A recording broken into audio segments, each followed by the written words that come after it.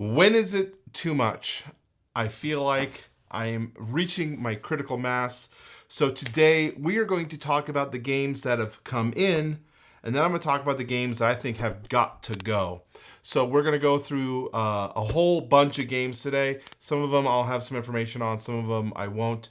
I'll just tell you what I know. And so from there, let's start with the first game. We're going to be covering games that are new to the collection as they've come in. And as of late, I feel like all of the Kickstarter games are coming in at once. Like everything's finally just like shipping. I feel like publishers have kind of figured things out a little bit. And so they're just getting wave after wave after wave of game coming in. It's like, oh my God, my backing crusade of 2021 and 22 is finally coming up to fruition. So the first game, Age of Rome. I'm mostly going to let you know what is purchased by me, what is publisher supplied as well. Age of Rome was a game that I covered on Kickstarter.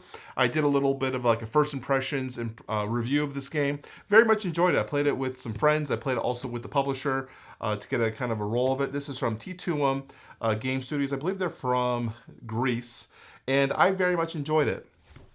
They sent me a copy for myself as a thank you for covering their game, so I appreciate that. Still in seal, haven't had a chance to break this one out and play it since we've gotten it, and that's mostly because of the huge amount of games that I've been getting. But this is one of the first ones that we've got, so Age of Rome. Next, this also... I'm going to be saying this like, oh, this also just arrived. Literally, it feels like that with everything. Unsettled from Orange Nebula. Now, I got this on the second campaign that they did, which was like the final 3 or 4 planets that they did. And so I ended up backing the all-in for it because I heard it was such a good game. So I decided to do the all-in for this Unsettled game. Now I have it, and I'm like, oh my God, it's so much stuff to look at. You have all these boxes I need to go through. So I haven't even like contemplated like opening this up and sorting it. But effectively what I know about Unsettled is that it's a basically a puzzle. You're going to be on a planet with every planet has a specific type of atmosphere or environment thing that you are going to have to figure out and resolve so you can get off that planet. Sounds really cool. I'm always curious as to why you're on the planet. Maybe you'll figure that out while you're playing the game, but yeah, so that's Unsettled. I might have to move some of these around a little bit so I have room. So let's see here. We're also going to probably have to have a cut here because we have so many games and I'm not going to have enough room to have the games that are going as well. Let's do this one. This was another one that I covered on the channel. First in Flight. This is a deck building game by Artanan, I believe. Artanan. Is the publisher. And this is one that I covered and I enjoyed. This is a family weight deck building game where you are trying to get your plane, one of the original planes as they're being constructed, to fly the furthest first.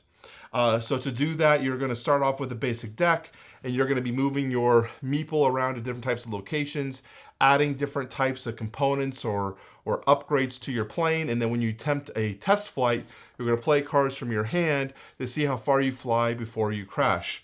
It's a fun little game. I enjoyed every aspect of it. This was also sent to me as a thank you for my coverage, and I appreciate them for doing so.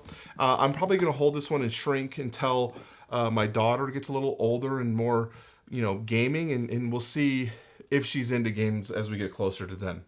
So, because I don't think this is going to hit very well with my game group right now for myself. It's definitely a family weight game. So what after that? I guess we can kind of hit like all the games that were publisher supplied.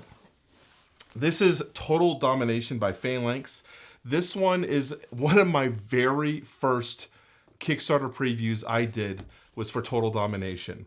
And in fact, my preview for that one was before I had an intro splash page. And the song that I used in the preview ended up what became part of my intro title. So the more you know. And this game is a World War II like reenactment game with some deck building aspects and card play to it. I can kind of show you the back here if you can see a little bit of it. This game was a 2020 July Kickstarter. That's when I covered this. I remember because I left a 4th of July party to go home to film this because they sent it to me. It was after the Dice Tower got it, and they sent it to me, and I didn't have I had 3 days to play this and get it filmed. So I went to this party, made my hellos, and I went home. And to be honest with you, I was starting to wonder if this would ever fulfill. And it showed up at my door. I was surprised they sent me a copy. There was no discussion of them giving me a copy. And I honestly kind of forgot about it because it's been 4 years since, I really did anything with it.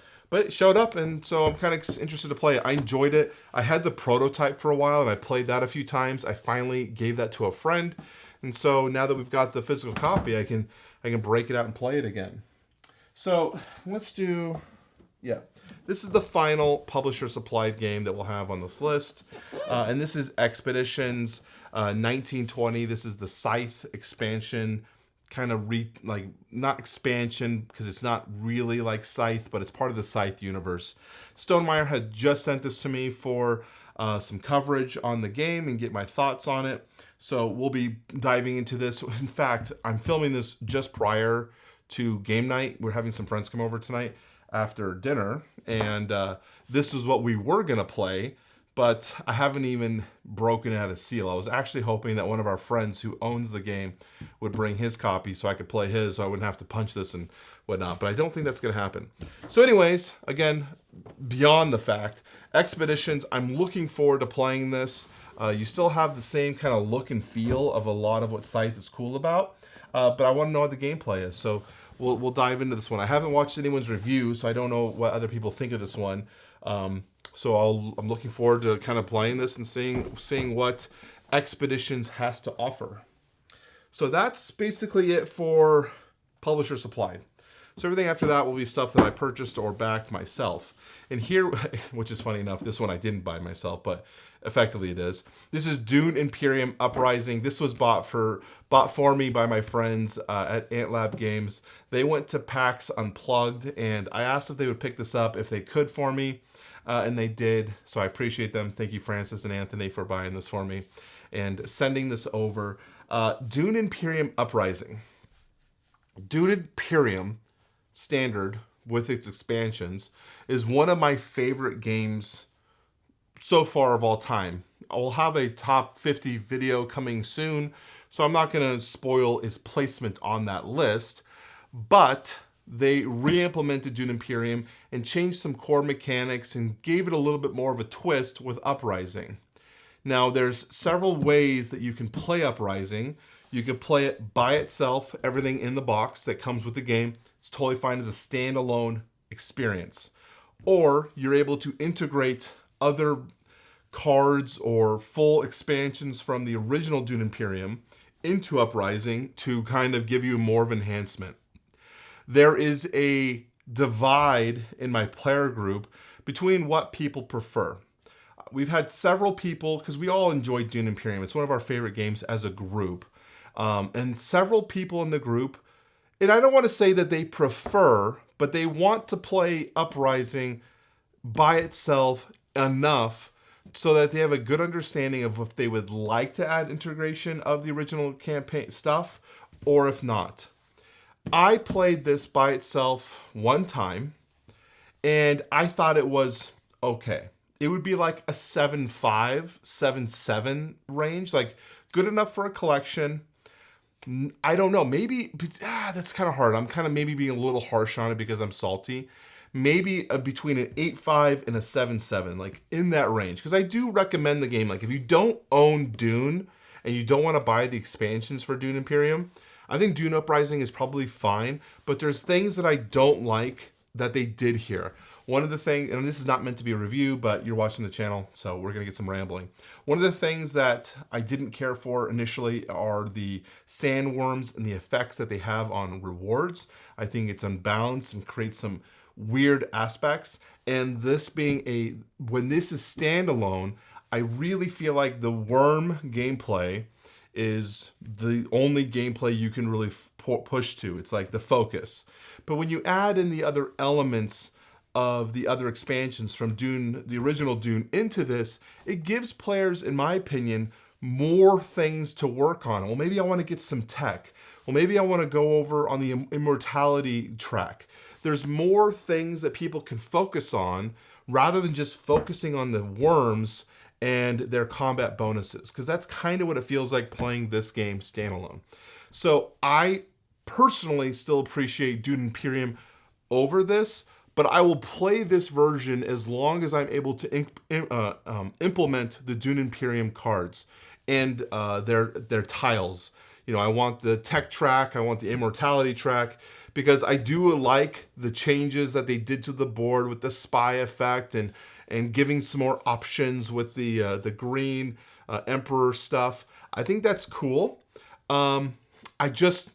This personally for me, I am not a fan of this by itself, knowing that Dune Imperium, in my opinion, is a much better, cleaner system, but it requires more investment. It requires the base game plus the expansions. At minimum, Rise of X. So that's what this guy is. I currently have everything. This has only some base stuff in here, so if anyone's wondering, I only have like some extra cards in here. Everything, I have it all stored into the Deluxeified box, so I basically was able to get Dune, Rise of X, Immortality, and Uprising sleeved with premium sleeves, all inside of the deluxe box. So I think that's pretty cool. Okay, I've already talked about this on the channel a little bit, but this is a video of everything new. So Sleeping Gods, I also received the newest expansion, Distant Skies. This will be something I'm looking forward to diving into. My hope is that my wife will play this with me. Then they'll give us something for us to come on the channel and talk about. But yeah, Sleeping Gods, I initially passed on this, but so many people in the Discord over the years were talking about their enjoyment of the campaign and how fun it was. And then people saw Distant Skies and were like, wow, this looks even better, more streamlined and fun to play. And so I think I got myself a little FOMO'd and I late pledged this one, or pledged it like the last day of the campaign, and went all in. Did I need to go all in? Probably not. I probably would have been just fine with like Distant Skies. But FOMO's a bitch. And this one got me. This one bit me in the butt. So we got it both. So we'll see what happens. I would love to play both of them. But there's so many games to play as we can see. So we'll see. All right. This just showed up. And this one confused me because I thought I ordered something different when this eventually showed up. This is Mythic Battles Ragnarok. Yeah, Mythic Battles Ragnarok. And so this one I got, obviously there's way more boxes for this. We're just bringing out the one box. And I got the all-in for Mythic Battles Ragnarok. But what I thought was interesting, when I was opening my box and pulling everything out, I was like, is this what I pledged? I don't remember buying this, And I asked my wife, is there a packing slip in the box? And she's like, nope, no packing slip. So I went back to the pledge manager, Mythic Battles, Monolith uses a weird pledge manager. It's like not one that you would know. And so I had to find the email. Oh, it's that pledge manager. Logged in. I guess I did buy the all-in for Ragnarok. But I'm like, God, I thought I backed the Mythic Battles Ragnarok and included the 1.5 Pantheon. And I thought I just did the core box of this and the core box of Pantheon, because at the time I was like, that to me gets you the most value, because you're getting the core box plus stretch goals of Pantheon, and you're getting the core box plus stretch goals of Ragnarok. And that gives you a lot of options for your army building and your strategy. I thought that's what I did. So then I went, and I swear I did that. And I remember talking about that on the channel. So then I went to Kickstarter and I pulled up the old pledge for this. And in fact, I did do that pledge. I had pledged the version that is the Mythic Battles Ragnarok plus the 1.5 for Pantheon. So at some point in the pledge manager, I decided to revert to the all-in, which doesn't make sense, because then I got like a book, and I told you guys, I don't recommend buying art books. They just sit on the floor, or sit on the floor. I hope not on the floor. They sit on the shelf or whatever for eons. You look at it once, and then what do you do with them? So I'm not so sure what made me change my mind and switch to the all-in. I don't know. So hopefully I don't kick myself in the butt and regret not getting the Pantheon, because I know that they're going to be releasing, I believe, an Egypt one. So I thought that would have been cool to have, you know, the Pantheon plus the Viking and then the Egyptian, and then you can kind of mix and match your battles. That's what I thought I did. Obviously I didn't, because I made some sort of weird change last minute and got myself this game. So this guy has a bunch of boxes, not as much as some of the ones I'm going to show you here, but it's definitely causing me to have to get rid of some of the games that we'll be getting rid of. So, okay, we've got a couple of more left to go. This one is Axis and Allies 1942 edition, second edition. This is the reprinting from Renegade. Now, if you know anything about of Axis and Allies, the last, I believe, holder of the right was Avalon Hill, and Renegade has just recently gotten the rights to the reprinting of this, and they've gone through and done a lot of quality of life changes for Axis and Allies. And after playing my last game of Twilight Imperium 4, I thought, you know what? Axis and Allies, people always say it's a game that lasts like 18 hours. Realistically, it's a game that lasts about 5 hours. It's less than Twilight Imperium, and it's something I want to play again. I haven't played this since I was like 18 or 20 years old, where we played it when I worked at GameStop. So I was like, man, I wouldn't mind playing this game again. It's been a long time. So I checked it out, and they had a super sale. It was like $25 on Amazon. So I was like, okay, buy. And I picked it up. So I'm hoping to play it. I was actually also, this is, you know, random fact, I had a random copy of Axis and Allies D-Day, the Avalon Hill, and I was also able to get that in here so I can get rid of the Avalon Hill D-Day box, because it was actually shredded. Like, I had torn a corner. It was a game from like 2005 that I've been holding forever. And so now I was actually able to get 2 games. So I got D-Day in here as well as 1942 second edition. I'm looking forward to playing this with my friends and getting some more content out there. Because this is a great game that I don't think enough people in the board game space even talk about. Like, if you go to any of the popular channels, I don't think anyone ever talks about this game. And I think it's a really good game that's underrepresented in our space. Okay, we've got a few more. Oh, jeez. All right, Apiary. I've already done a review of this game, so obviously it's not... this is technically publisher supplied, but... I even questioned if this was new. When this showed up, it wasn't sealed. It was punched. It was just wild. So who knows if even this was a new copy, but it does have first printing down here. So I just assumed it was a new copy, that maybe it was like from like a publisher, like maybe look through it to verify all the components. Who knows? But we played this, I reviewed it, I very much enjoyed it. I thought this was a very good game. Felt like it was very similar to Wingspan in terms of the weight and complexity and the enjoyment. And I could go either way with that game in terms of which one I like more. You'll have to watch my top 50 to see where they eventually fall. But yeah, this one just showed up. I appreciate that this is a smaller box. Like, to be honest with you, some of these smaller box games, it's like, thank God, because they're so much easier to shelve. It's when you get these like unsettled, and this has luckily just a bunch of little boxes, but this Mythic Battles Ragnarok, they're just so unruly. And this next game's even worse. Ugh. This one's even worse. Chronicles of Drenagor, Age of Darkness, Apocalypse. This is one that I covered. I remember when it was on GameFound, I covered this one. And I had Chronicles of Dragonor originally, but I didn't have like the Kickstarter version. I just had like the basic box with no stretch goals, and the game was really disappointing by itself. So when this was on Kickstarter, I told myself, you know what? I'm going to buy the game, and I'm going to get the original game again because I want all those Kickstarter stuff. So I bought everything again. I got the all-in for this as well as the all-in for the original game, and I sold my retail version of Drenagor, and I've loved it. But the reality is this game has so many huge, massive boxes. Like Oathsworn, I've got the all-in for Oathsworn, just 4 fairly big boxes, and this like dwarfs it. It's like absurd how much stuff. So it's like, okay, because I got this one game, I'm going to have to get rid of 5 games just to make up that room. That's kind of, this game alone is what inspired this video, to be honest with you, because it's got so much stuff that I need to work through that I have to make room for this, which is going to be pushing out and pumping out a lot of games. So we have one more to talk about.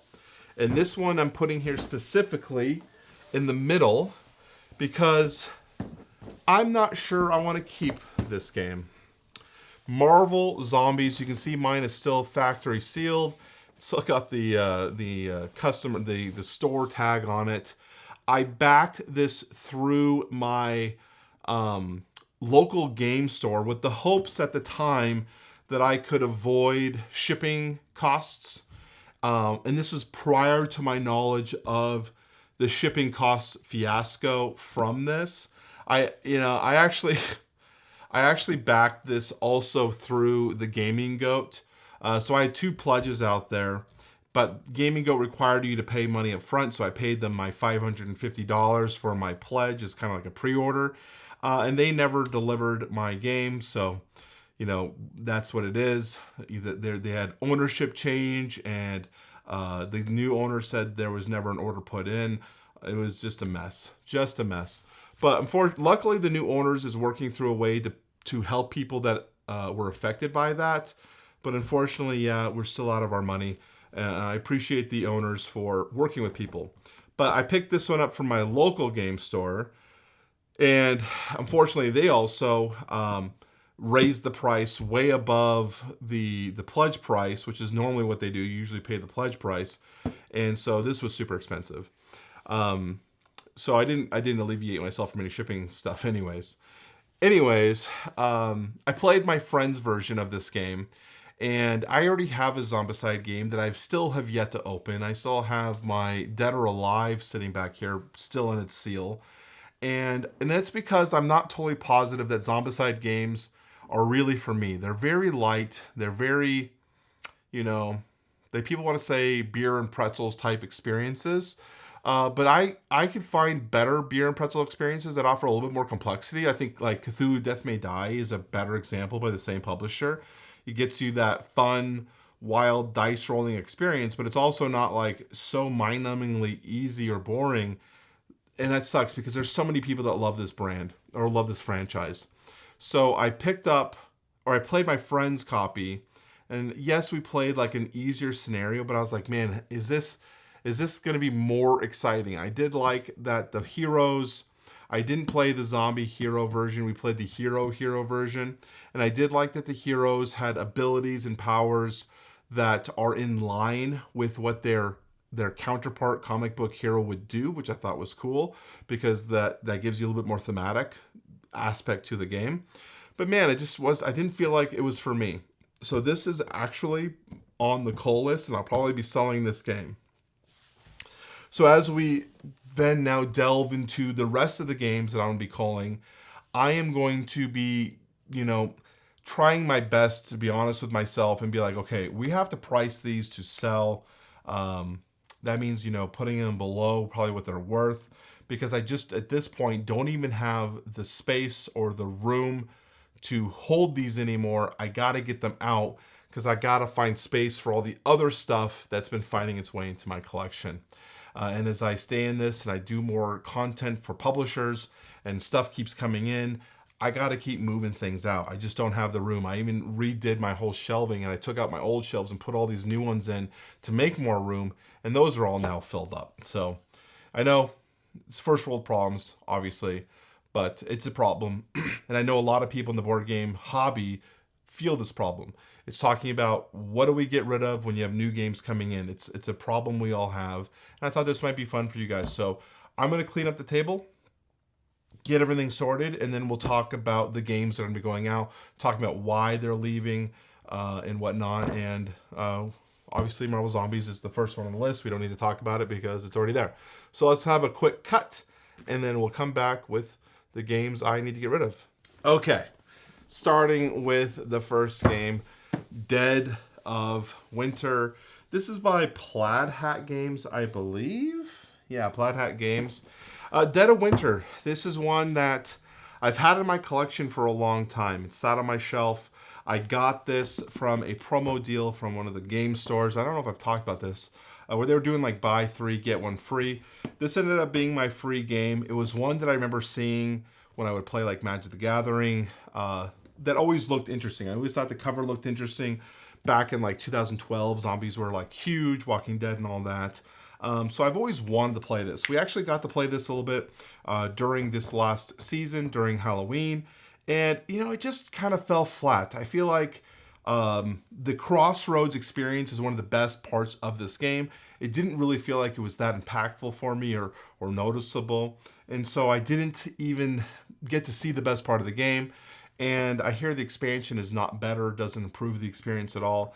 And I just think that there's better games out there where I can get a similar experience. In fact, my Who Goes There has got a very similar experience. Like, it doesn't have the Crossroads stuff, but it has that more of a tension of a trader mechanic. A lot of people don't like the trader mechanic. I think the trader mechanic is what would be the only way to save this game for me, and it's okay. So that's the first one. The next one is one I can't sell, and this is Bestiary of Sigilum. Man, what is going on here? It's all like messed up. No, it's just not organized properly. Here we go. This is a prototype for a game that I covered that was a GameFound game. They pulled it from GameFound during the campaign, decided to just do retail. They found a way to make a retail version. I have the retail version, and I enjoy this game. But this prototype I've had in the collection, and I don't know what to do with it. I can't sell it, so what I'm going to do is, and I've offered this to my Patreon. No one wanted it. So if there's someone in the audience who would like to have this game, you're more than welcome to email me. My email is in the description down below. The first person that emails me and wants this, you can have it. The only caveat is you got to pay for shipping. But yeah, it's yours. It's a full game. It's got all the components and pieces for the game, but it's the prototype. So other than that, I guess I'll have to throw it away if no one wants it. From there, I have Legends Untold. This was a game. This is a D&D dungeon crawler game that's low fantasy. So the characters that you're playing are going to be like peasants with sticks. You know, you'll find a cloth robe for your armor. Very low fantasy. As you go around exploring different rooms and whatnot and solving puzzles, it's a fun little experience. I reviewed this. I don't know if I gave scores at the time where I reviewed this game, but it was good. And there's a bunch of different systems where you have the sewers, you have the caves, and they can be integrated or they're standalone. This one is the sewers version. So all of the tiles are sewers-like as you go around and you delve through the sewers and you fight different monsters. It was fun. It's a good game, but one that it's kind of like a tiny epic game. It's got a great game. It's got good ideas and strategies behind it, but it's small. It's got a small footprint, and maybe that's for you. I have found myself leaning towards a lot of the bigger box games that just have more things and more, maybe things more in line with my tastes, like being a knight or a dragon knight or something instead of a peasant with a stick. Who knows? But it's not a bad game. It was a good system. I think it's just met its time in my collection. Here we have this one. This is one that I just recently pulled off the shelf. I haven't wanted to sell this one. This is Metro Paris 1898 by Queen Games. And this is one that I didn't want to sell. I've wanted to hold on to this, but I've never played it. I picked this up in a purchase where I did a big board game. I bought someone's collection effectively, and this was in there, and it looked interesting, but I'm also not a trained, I haven't really played too many trained fan games, so I can't say I'm a trained fan. I've never played them. But it's just been sitting on the shelf for so long, and it's like, okay, either this has got to go or you got to play it or do something with it.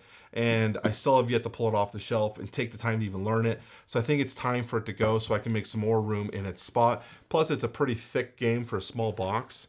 So you could probably fit like a game and a half in that space. So another game. A lot of these games are going to be games that I've covered at some point. This is Deep Space. This is Deep State. This is made by the same company that did Bestiary of Sigilum. I reviewed this game on the channel. It's one of my first reviews I did as well. It's a good game. It deals with, obviously, Deep State, kind of 1980s, Cold War era, where, you got the media and the government influencing people, and you got the Illuminati. It's a worker placement game with your agents. It was a fun little game. I played it a few times, and it hasn't been requested by the game group since. I think we've just had too many games coming in, and it's probably time to move on and move on with Deep State. So that's that one. The Last Banquet.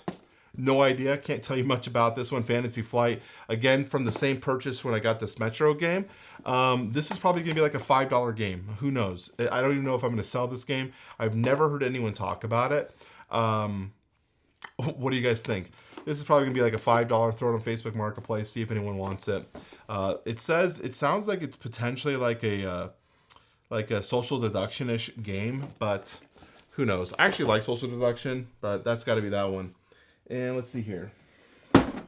Climate Evolution. I've played a lot of Evolution games, and this was one I have not played. I have like a bunch in my collection, and for some reason, Climate Evolution just hasn't made its way to the table. I don't know if it's because the Evolution games I've played, the take that aspect of them has not been my most favorite, so it's kind of been like shoved away and been like, you know what, I just don't know if I like this system as much as I wanted to.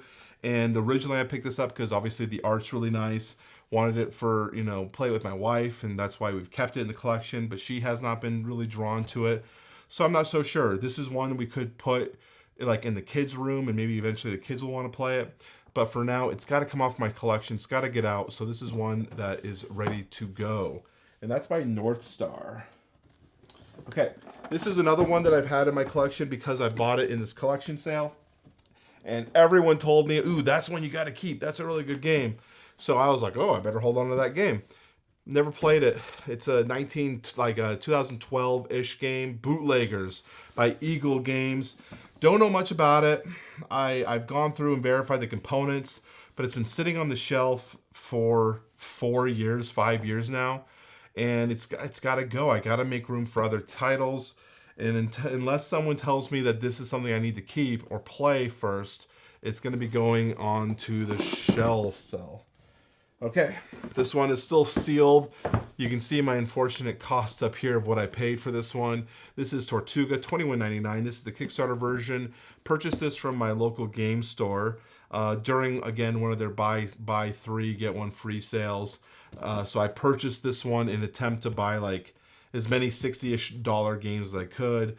That was obviously a mistake, because I bought games I didn't want or ever play, so definitely lost money there. And Tortuga, one of my friends in the game group also did the same thing. He bought one, and he opened his, sleeved it, and we played it, and it was very mid. It would be like a 6.5. It's a good game. It's not bad, but it's definitely not one that belongs in your collection. It's not something that I need to own. There's nothing exciting about it that makes me want to pick this over something else. In fact, it'd be pretty hard pressed for me to pick this over anything. Like 51st State would easily be over this one. Dune is well over this one. There's just too many games in this genre that are just better, that are fighting for its spot, which means it's not worth to be in a collection, but it's worth playing. It's just like, what do you do? So I'll be selling this one, taking a hit on that one as well. Okay, we only have a few more. We're going through these ones quickly, trying to be as quick as we can. Wild Ascent. This is one I gave a low 8. I can't remember the actual score. It was a low 8. I called it a diamond in the rough. It's a very fun game. It's kind of a boss battler game, but not where you're fighting like a single big boss. It's actually like kind of like smaller versions of those bosses. But you have a really cool mechanic where you're trying to like tie them down and capture them. It was fun. But it was also a very hellish rulebook, in my opinion, for me to get through at the time. You had to use all 3 rulebooks to kind of understand the system. And after we played it a bunch and we took a time away from it, I tried to go back and I was like, I don't know if I want to dive into this and learn it again. And so I kind of shelved it for a while, and I was looking at it this week and I said, I think you got to go. I think Wild Ascent has got to go. And especially after I canceled my pledge for Levon Rising, which is kind of like the campaign improvement for Wild Ascent. Since I canceled that pledge, I just don't know when I would play this again by itself. And so I hate getting rid of it because it was a very fun experience. But it's just time. It's just time for it to move on. And it's probably one of my first ones that I was like, ooh, that kind of stings to get rid of it. This one also stings, and I'm not totally sold on it. And that's why it's the last one on the list. Darwin's Journey by Thundergriff Games. Again, one of the people in our game group has this. We played his copy, and it was fun. But I'm not a total lover of worker placement games and Euro games in general. They're just not things that I personally gravitate to all the time. And while I thought this was fun thematically and it had a good implementation of abilities, I also just wasn't really enjoying myself while playing the game. There was multiple times I played this and I thought, I'm not having fun. And I think I might have come close to winning this one. I did relatively well, which is funny because my friends in the game group always laugh at me when I say I'm not having fun with the game. I don't really care for Fall of the Mountain King, but I won the last time we played and they all give me shit for it. And I'm like, I'm still playing the game. It's not a game that I choose to want to play or will own. And Darwin's Journey might be in that line. I mentioned this game on one of my Kickstarter games I regretted backing.